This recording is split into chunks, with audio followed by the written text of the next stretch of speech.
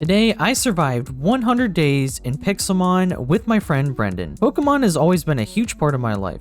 I grew up playing Pokemon on pretty much every console it's been on. It's safe to say that as the number of Pokemon have grown over the years, so has my fondness for the franchise. Every console has provided me with a handful of nostalgic Pokemon experiences, except for the Wii U. We don't talk about that. Anyways, Pokemon has always had a significant place in my heart, and that's why when the awesome people at MC Complex asked us to come play on their server, I couldn't say no. For these 100 days, we'll be playing on the Diamond Diversion server on MC Complex's Pixelmon server. The IP is on the screen now and in the description down below, along with a link to the guide to install Pixelmon. Before we set off on this journey, we decided to set 4 goals. 1, we need to build a full base with a roof and a beacon if we can get one on the server. 2, I would like to EV train 1 or more Pokemon. 3, we need to find some dank shiny Pokemon.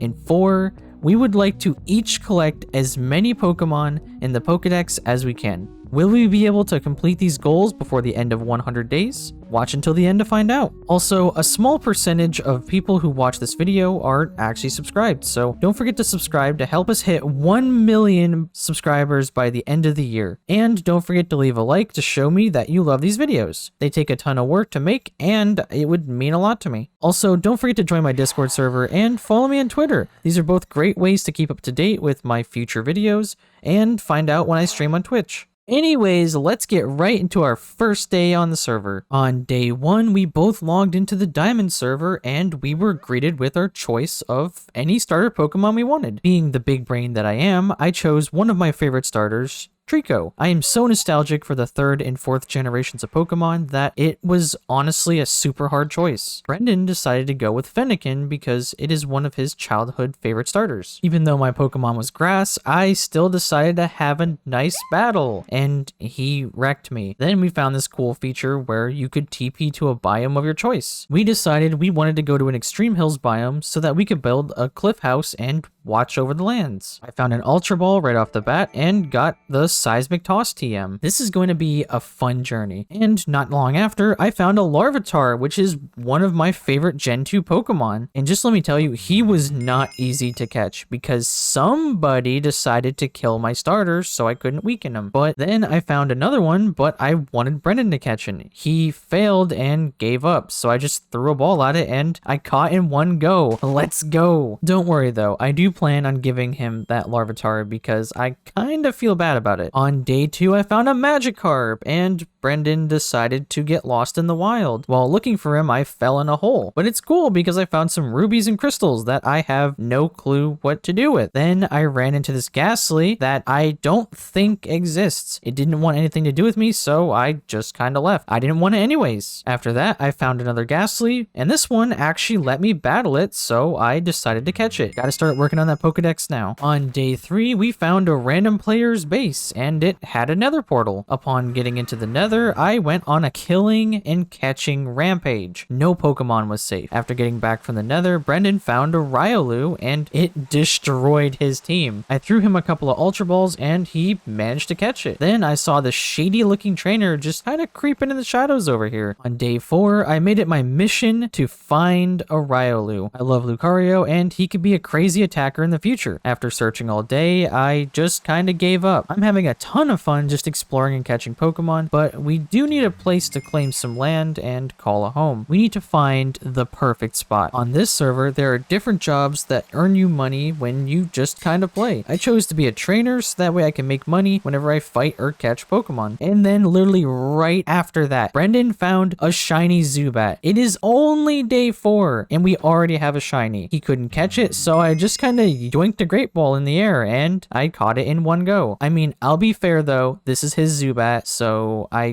guess I'll give him it. Anyways, I got $137 from catching it. On day 5, Brendan went out mining for his mining job, and I set out to destroy tons of Pokemon to level up. On day 6, I set out to find us a nice place to call home. While exploring, I found a Jangmo. He's one of my favorite go-to competitive Pokemon from Gen 7. He took a few Ultra Balls, and I got him. I also learned that you can use /sell to get rid of certain items and make some sweet cash. Take that, disgusting disgusting TMs. Then I decided I would change my job to a miner since battling wasn't going that well. You get more money for higher level fights, and I was not high leveled. While out exploring, I found some glowing things under the water, and it turned out they were waterstone fragment ores, and they're worth $10 each when mining. On day 7, a boss Pokemon raid spawned in the world. I was by no means ready to fight it, but I went anyways in the hopes of mooching off some good players. The fight took about 5 minutes, and I did pretty much nothing, but it was kinda like a Pokemon Go raid, so I was rewarded for the nothing that I did. I got some Pokeballs and some rare candies. I continued exploring until I found a Luxio. Luxray is one of my all-time favorite Pokemon, and his shiny looks absolutely insane. On day 8, I found a Gibble in the desert. Brendan was heading off for a drop on the map while I struggled to catch this future beast Pokemon. On day 9, we found a nice scenic cliff area without many people nearby to call home. And Brendan's character was multiplying. I don't know what I'm looking at here. While out looking for wood for the house, I found a village that had Santa in it, and he decided to roast Rudolph. What a guy. I spent all of day 11 getting wood for a new house, and an Oshawott spawned in our house. While trying to catch it, I thought I saw a shiny Krabby, but it was actually a boss battle, which I made quick work of. On day 12, I got distracted by the wild Pokemon around our house. They were all level 30 to 40 all of a sudden, and I wanted some easy XP. I beat this man, and he gave me 2 shulker shells, which is insane. So I made my first shulker for my ender chest. I spent the rest of the night farming easy water and rock type Pokemon around the house for easy XP while Brendan was still out mining. On day 13, we both joined a Tyranitar raid. I got lucky and my Tyranitar was only level 59, so I managed to kill it with my Milotic and Grovyle. Brendan's was level 79 because life hates him, so he couldn't kill it. I got tons of loot from the raid, and I really want to do more of these in the future. Then I went exploring, and I found an XP share from this Pokeball. I found a mini boss, Roly-Coly, and he gave me a second XP share. On day 14, we were heading back to our base, and I found an Applin. Applin is such a cool dragon type, so I had to catch it. I have a weakness for dragon types, okay? Don't judge me. I gave Applin and Luxio XP shares so I could beef them up. I also gave my Grovyle 5 rare candies so he could evolve into a Sceptile. I really have to beef up my Pokemon since on day 100, Brendan and I are gonna have a real full-on Pokemon battle. On day 15, Brendan began creating machines so that we can produce Ultra Balls, and I learned that Shuckles drop shulker shells as part of their loot. I made 2 more shulker boxes, so now I have 3. On day 16, Brendan linked his Discord to the server's Discord, and he got a free shiny Sableye. So I decided to do the same, and I got a shiny Gulpin. Not gonna lie, I'm probably gonna sell his body for money. Then Brendan brought me to the level grinder, and somehow my Sceptile had high enough stats to kill the Blissies, so I just kind of sat there grinding crazy XP, and my Luxio evolved into a Luxray. Cue battle montage.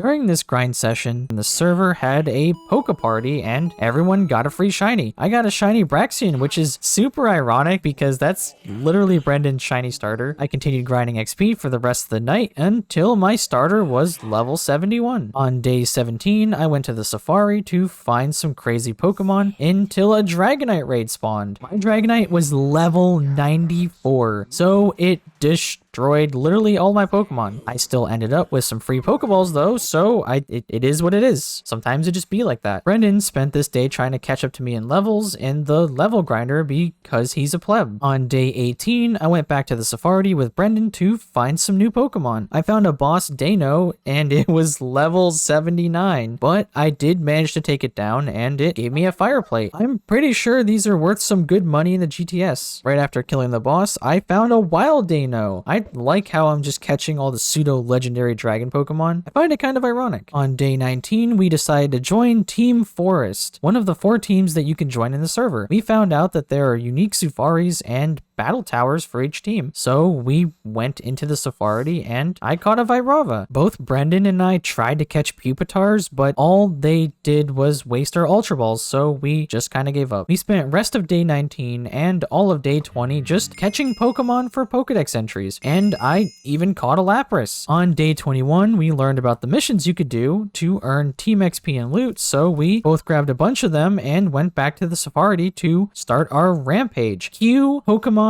destroying rampage.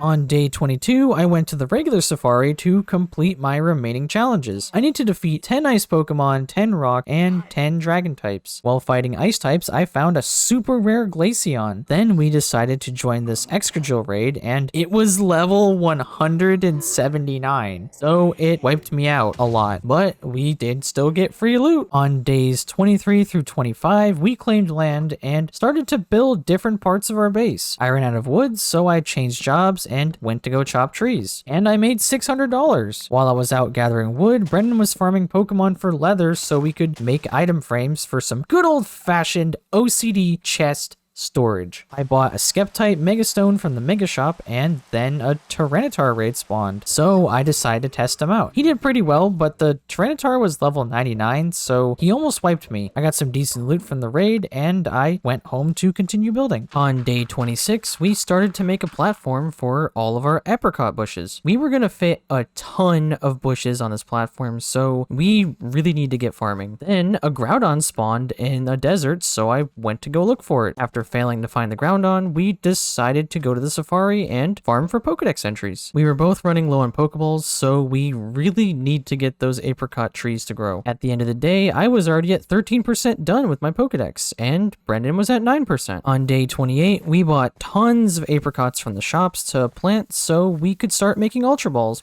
by the stack. On day 29, we went to go do a Blastoise raid, and I was able to beat him 3 times. You get so much better loot when you can actually defeat the boss. Also, my Gibble evolved right there for everyone to see. What a show off. On day 30, Brendan and I went back to the XP grinder to really level up some Pokemon for future raids. And I learned that you can earn skills by leveling up your jobs, and you can literally surf on water type Pokemon and fly in the air on flying Pokemon. On day 31, Brendan learned about Warp Ultra, so we decided to check it out, and you could literally go to the Ultra Space. There was low gravity, and I found a bunch of Beast Balls, which had Z Crystals inside of them. On day 32, we both warped to the end to find some new Pokemon. I found this level 50 Absol that would not get in the ball. I caught a whole bunch of new Pokemon and decided to go back to continue level grinding my team. And looky what we have here, a Marowak raid. It is my time to shine. The Marowak was level 170, but I could easily beat it, and I killed it 5 times. I got crazy rewards from this, including a Pixie Plate and 2 Master Balls. Then Praise Arceus, my favorite legendary, had spawned, and I need it. But yeah, I'm guessing you know how that went. No Rayquaza for me. On day 33, I worked on making our house nicer and more spacious. I really feel like our house is being neglected throughout these 100 days because going around the server is literally too much fun. Then I went to the desert where Brennan was because he found a shiny Sandshrew. That's 2 shinies so far in the wild, and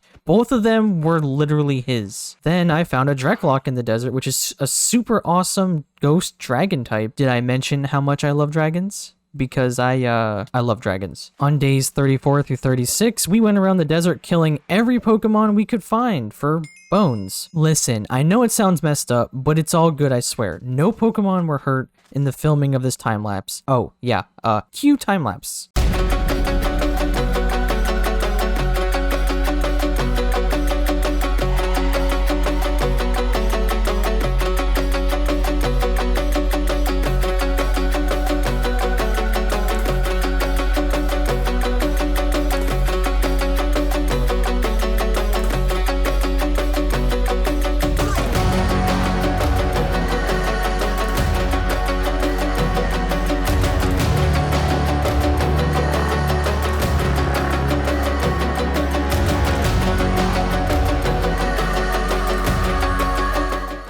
Oh yeah, and the reason we needed bones was for bone meal so we could speed up our apricot farm growth. I went back to our base and spent days 35 and 36 organizing our loot piles. While doing this, a Toxapex raid started, and this man's was a complete jerk. He had a black sludge, so he kept healing, he would protect and heal, then he would use recover. I only managed to kill him once, and from beating this raid, I got 5 voting keys, which allow you to roll for random loot, and I got a strong grass lure. On days 37 through 38, I went out fighting Pokemon trying to find more leather for our item frames. I discovered that Pokemon that spawn in the Mesa biome in the Safari Zone mostly drop leather, so I spent the whole day farming here while Brendan was out hunting for Whalmers, because apparently Whalmers drop leather as well. Then I found this Aerodactyl who wasted like 25 of my Ultra Balls. I also found a boss Makuhita who dropped me a Z Crystal. Then while organizing, I found out that you can make different Pokemon team outfits with the resources that you could mine. So I made a Team Magma outfit, and it looks kinda weird with the running shoes on, not gonna lie. On this day, I continued to check the wiki for different items, and I found out you can make a Whalmer pail, which allows you to water each apricot tree once a day, and it will grow 1 stage. So we went to water our army of trees. We are literally going to be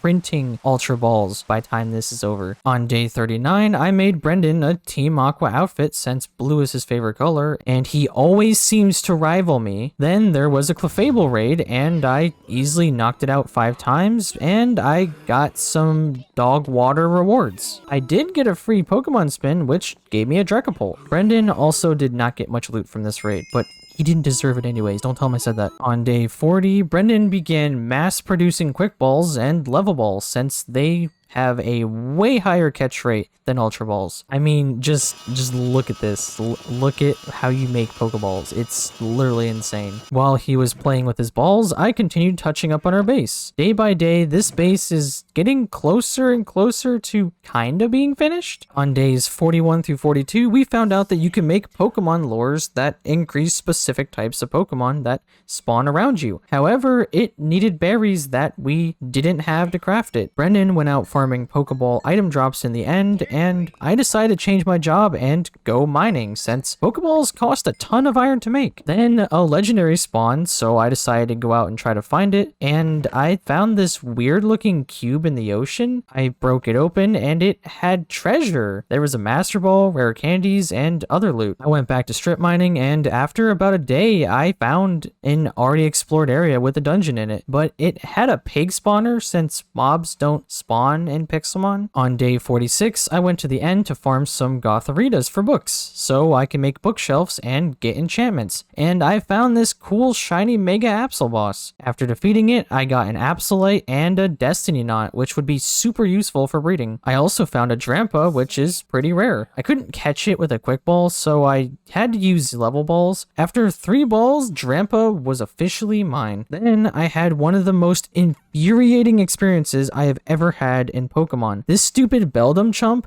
would not catch for anything. I actually learned in the future that Beldums have the same catch rate as legendaries. Literally why? This process felt like I was trying to catch a full health Rayquaza back in the original Pokemon Emerald on Game Boy Advanced. So after I wasted about 40 balls, I said screw it and I murdered him. He's dead. No more. So much for my Metagross. On day 47, it was like it was meant to be. A wild Metang spawned in the end, but this thing was a literal demon. I sat here wasting so many Pokeballs that I started to think that they couldn't be caught at all. But I did finally catch it. Then right after, I found another Mega Absol, which dropped me a Life Orb. After that, I noticed someone putting Dratini's up for sale in the GTS. I didn't have a Dratini yet, and I had no clue where to find one, so I bought it for 875 coins. After that, I dyed my Shulker boxes, so that way I could have some better e-chest organization. I love how Shuckles drop Shulker shells, especially since they spawn around her house. During this day, Brennan AFK'd around the house, and he continued making Pokeballs. On day 48, I had 2 things on the mind: leather for item frames for more organization, and books for bookshelves so we could actually start enchanting. I went to the safari and killed anything and everything that dropped leather. No Pokemon who dropped leather were spawning, so I kind of just went back to looting in the end. Then a Marowak raid spawned, and my Mega Sceptile wiped the floor with it. I killed it so many times, but the loot that I got was literal garbage. Brendan was still AFK during the raid, so he missed out on it. After that, I decided to make a sugarcane farm in our house. That way we would actually be in the active chunks and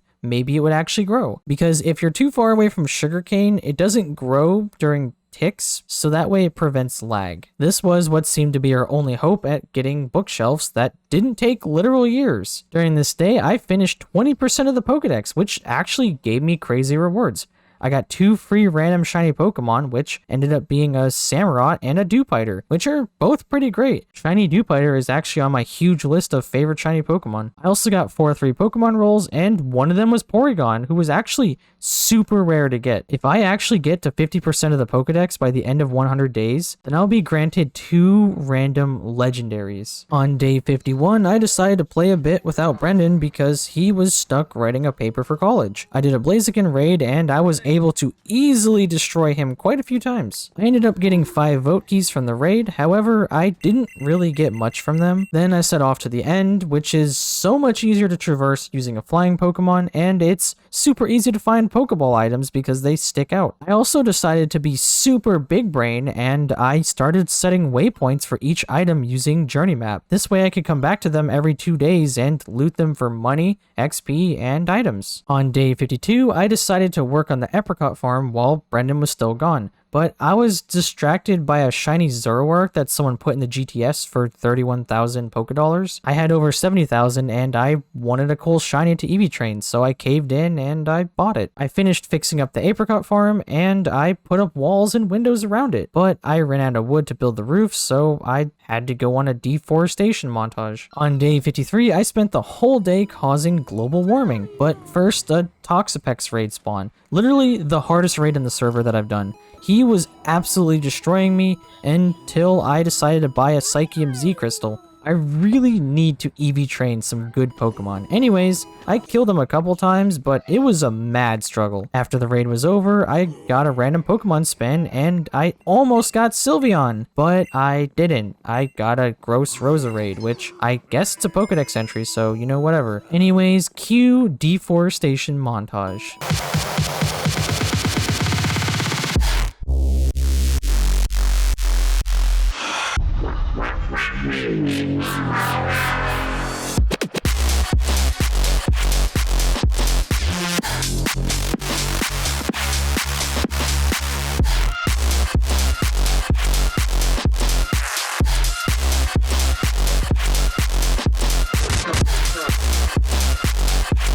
I spent days 54 through 58 working on the apricot farm more. While working on the farm, this Tyranitar raid spawned and it was super easy. I didn't really get anything that impressive from it though. Then I decided to put some spare items up for sale in the GTS because I need money for shinies and legendaries. 40,000 is pretty poor when it comes to getting good Pokemon. After that, I destroyed the sugarcane farm because it really wasn't growing, and I replaced it with an enchantment table and some bookshelves. But the enchantment table's max level was only 28, so I guess I needed to get more books from the end. After failing at enchanting, I decided to start EV training my shiny Zoroark. His nature isn't ideal, but he will still be pretty good. I began by finding out what his current EVs were, and I fed him berries to reset him. Then after that, I maxed out his special attack, his speed, and I gave him his last 4 EV points to his special defense. After that, I went to the training warp to level him up. After maxing him out, I bought him the TMs he needed, and I gave him a Fightanium Z. Honestly, he's strong, but I can't really tell how strong. His IVs in nature are trash, but a level 170 boss fight is not exactly a good way to test his skills. On days 61 through 72, I made the last 2 bookshelves for the enchantment table and I began enchanting books in hopes of getting Silk Touch or Fortune. I ended up getting a bunch of trash books, but I decided to take this Prot 4. I mean, you don't really need Prot 4 in the server, which I guess kind of makes it rare. Maybe it will sell, maybe it won't. I've really been focusing on the GTS to make some dank muns, and I honestly love the idea of a GTS. Then I ended up being desperate and I bought 49 sugarcane from the GTS since it literally never grows. I made books and I made the super stupid decision of wasting all of the books when I could literally just enchant wooden pickaxes to reroll the enchantments. Then I spent the next 10 days grinding XP to evolve Pokemon for Pokedex entries, which, while selling stuff in the GPS. I mean, I guess I just can't escape capitalism, huh? Anyways, here's an awesome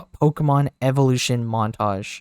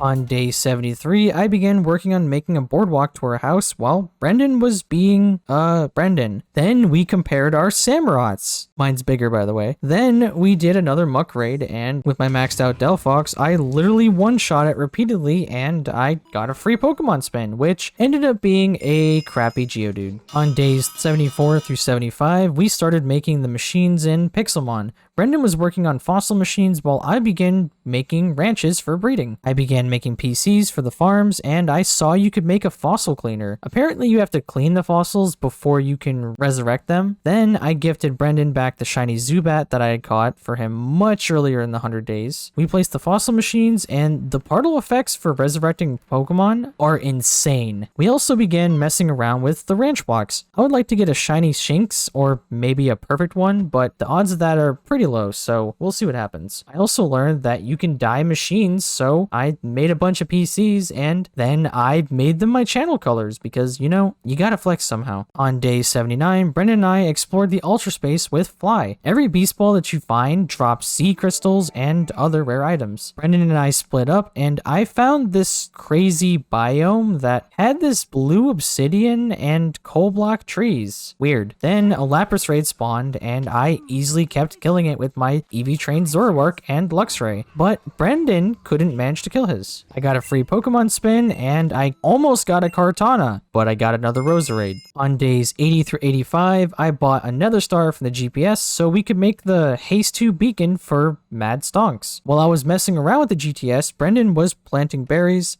so we could try to make some dragon lures. We went out mining for a massive amount of iron and gold so we could mine with Haste 2 and get tons of diamonds. We didn't really need diamonds, but they sell for a decent amount on the server, and it's honestly just a good flex. Nothing like some juicy capitalism. We kept mining and enchanting pickaxes until we both had a good Silk Touch pick and a Fortune 3 pick. These enchants are actually pretty hard to get on the server, so they were worth a good amount of money. Now we just need resource blocks for that Haste 2 beacon. At this point, we also already had about 2 stacks of diamonds. On days 89 through 90, I dug straight down under our base, and we made a Haste 2 beacon with all the supplies that we had gotten. Then we decided to shred through the stone, and we dug out a huge area for resources. Honestly, we probably don't need any of these resources, but we did find 22 diamond ore just under our house alone. On day 91, Brendan went back down to the beacon to break it since we didn't really need it and it wasn't working that well. And and it would honestly just be better to flex it on the surface. Then both Brendan and I found 2 wild Tokakisses while out exploring. On day 92, I bought an adamant 96% IV Bagon from the GTS that I plan on giving a Megastone and EV training it. Then I finished up the roof for the apricot farm while Brendan went to the XP grinder to level up an Espeon that he had just gotten. After that, I added a Pokemon Ranch to begin breeding my Luxray and Shinx. We gave them ranch upgrades to further their breeding stages. Hopefully we do get some eggs from them before the 100 days is over. After that, Brendan cleaned some fossils and put them in the fossil machines, and they look super cool. On days 93 through 95, Brendan and I finished up the roof over the house, so we weren't technically homeless anymore. I also bought a perfect IV Larvitar for the GTS that I plan on EV training, but my footage corrupted, so yeah, I don't have that. Anyways, the house turned out pretty good. I do think the roof is a bit weird, but it's still pretty comfortable inside, so you know what? It is what it is. I was trying to build outside of my comfort zone, and it kinda worked, but it also kinda didn't. On days 96 through 97, I built a fancy beacon for the Flex, and I gave it speed too, because, you know, honestly, why not? After that, I went to EV train and level my perfect adamant Tyranitar while Brendan was out training his Pokemon some more. I didn't really focus on a team comp because we didn't really have the time, but with 3 EV trained Pokemon, Brendan honestly stands no chance. On days 98 through 99, I EV trained my last Pokemon, Salamence, and I was officially prepared to take on Brendan on day 100. On day 100, it was time for the ultimate battle between my team and Brendan's.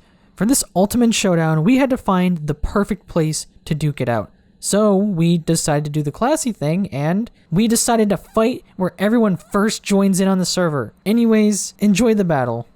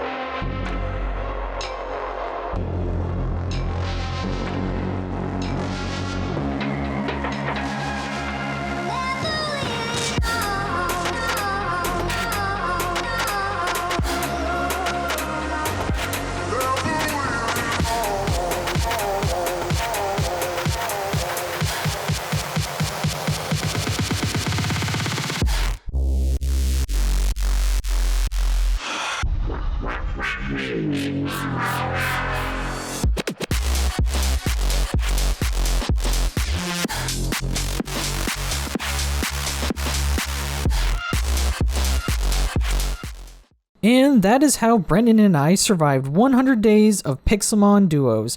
Thank you to all of my channel members and Twitch subs. You really go the extra mile to support what I do, and it means the world to me. If you would like to see your name at the end of each video and help support what I do, then don't forget to hit that thick join button down below. Also, thanks again to MC Complex for being super cool and sponsoring this video. Be sure to go check them out because it helps support the channel. The IP to their server is in the description down below.